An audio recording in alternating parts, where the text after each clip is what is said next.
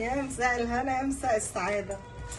خرجنا بقى بالليل شوية فقلنا ندلعهم حبة واحنا راجعين. جبنا معانا ترمس نملى البيت خير شوية، مسليات مفيدة ومغذية.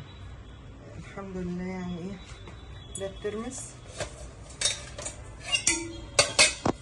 وننقعهم بقى وبكرة ان شاء الله الصبح يكونوا جاهزين معانا للعمايل.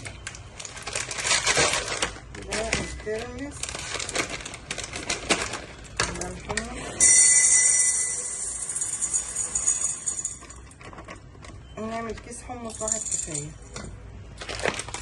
ده ممكن نشيله في يوم نعمل منه سلطة، نعمل منه حاجات بتنقعيه برضو قبلها.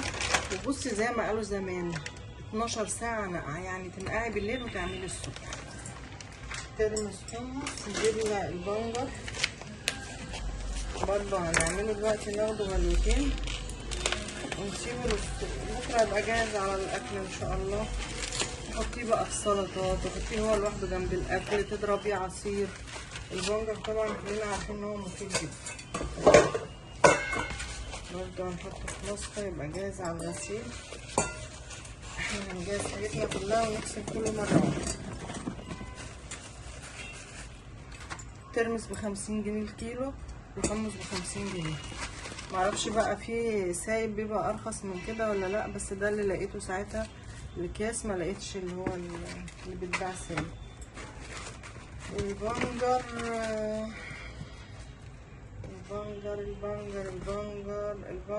ده كيلو ب25.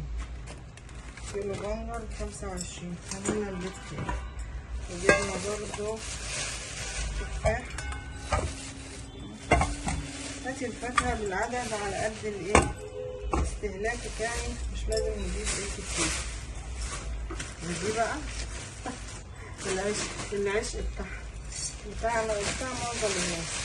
دي كومباية برضه هنفتحها ونجهزها لبكرة، وبكده يبقى معانا بكرة الصبح ان شاء الله نعملهم برضه سوا. الترمس، الحمص، البنجر هنعمله حالا.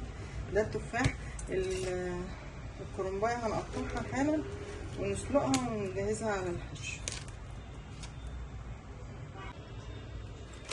الكرنباية بقى هنجهزها، هنفتحها ونجهزها لبكرة. يعني هسلقها واقطعها واحطها في التلاجة بكرة الصبح، مش هيحصل لها اي حاجة. طبعا كلنا بنعرف نقطع الكرنب. ممكن نشيل الحتة اللي جوه دي.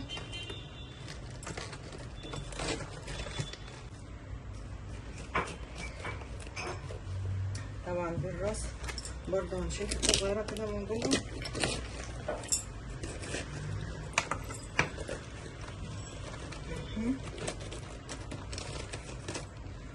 كده الكرنبايه معانا بقت جاهزه. هنحطها نسلقها ونقطعها، وكلنا طبعا عارفين طريقه تقطيع الكرنب. عشان ما اطولش عليكم واحنا بنقطعها هصورها لوحدها وننزلها البنات الامهرات اللي لسه ايه ما يعرفوش تقطيع الكرنب. وبكره الصبح هنعمل بقى بقيه الحاجات مع بعض. مساء الهنا عليكم.